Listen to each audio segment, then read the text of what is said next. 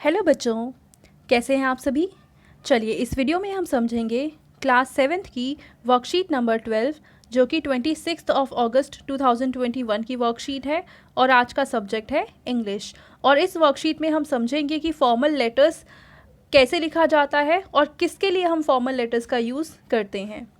तो देखिए, formal letters are written for official purposes. तो किसी भी ऑफिशियल काम के लिए अगर हमें कोई लेटर लिखना है तो हम लिखते हैं formal letter. These letters are generally written to an editor, a principal or a higher authority of an office or an institution।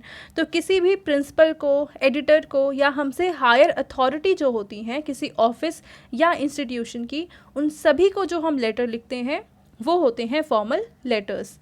Think of the situation when you feel the need for writing a letter to your principal.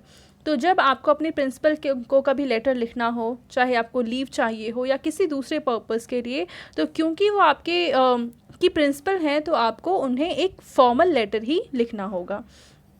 तो यहाँ पे देखिए हमें format दे रखा है कि formal letter किस format से और किस तरीके से लिखा जाता है। तो अगर आपको प्रिंसिपल को फॉर्मल लेटर लिखना है तो आप लिखेंगे द प्रिंसिपल, आपके स्कूल का नाम और आपके स्कूल का एड्रेस।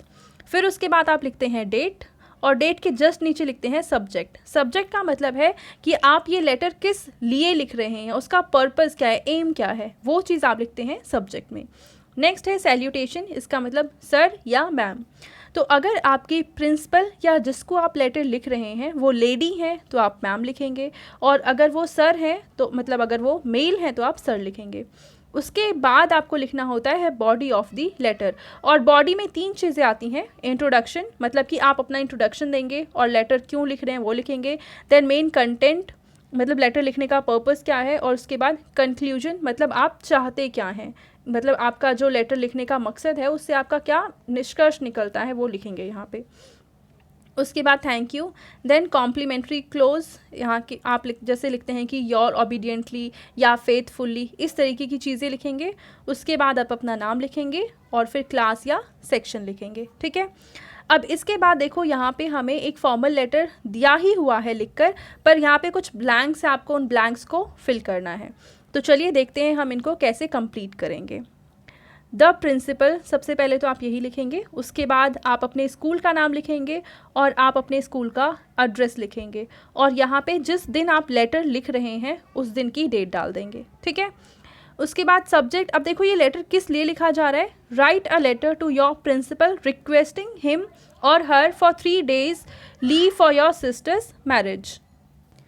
तो आपको हेडिंग से ही पता चल रहा है कि आपको ये लेटर लिखना है क्योंकि आप अपनी सिस्टर की मैरिज में जाना चाहते हैं और आपको इसके लिए 3 days की लीव चाहिए। ठीक है, तो अब आप सब्जेक्ट में क्या लिखेंगे, लीव फॉर 3 days।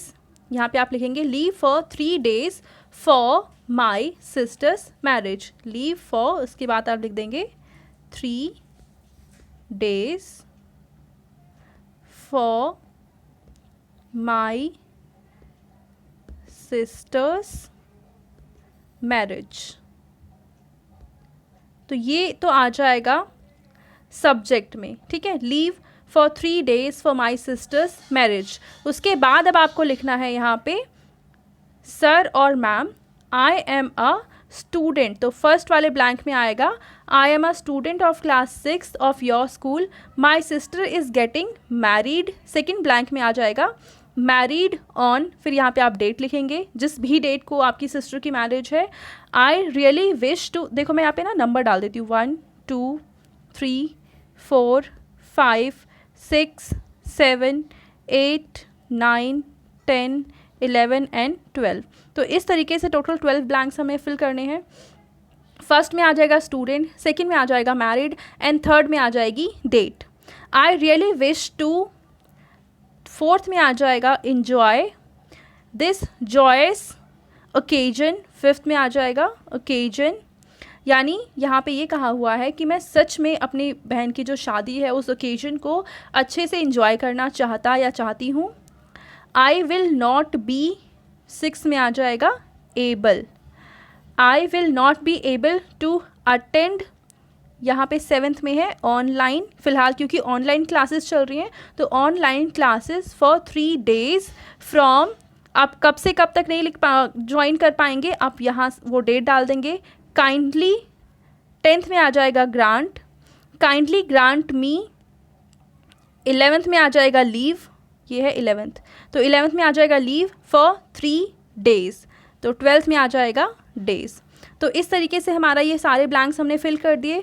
फिर थैंक यू, योर्स ओबीडियंटली, यहाँ पे आप अपना नाम लिखेंगे और यहाँ पे आप अपनी क्लास लिख देंगे। तो इस तरीके से हमारा ये जो फॉर्मल लेटर लिखने का तरीका है वो यही होता है, जो आप समझ चुके होंगे। इस तरीके से आप भी कोशिश करें कि आप अपनी प्रिंसिपल को या किसी और को एक फॉर्मल लेटर लिखें जिसमें आपका कोई एम हो सकता है, कुछ स्पेसिफिक डेट्स हो सकती हैं, ठीक है। तो ये थी हमारी आज की इंग्लिश की वर्कशीट। आई होप ये वर्कशीट आप सभी को बहुत अच्छे से समझ में आ चुकी होगी। Thank you.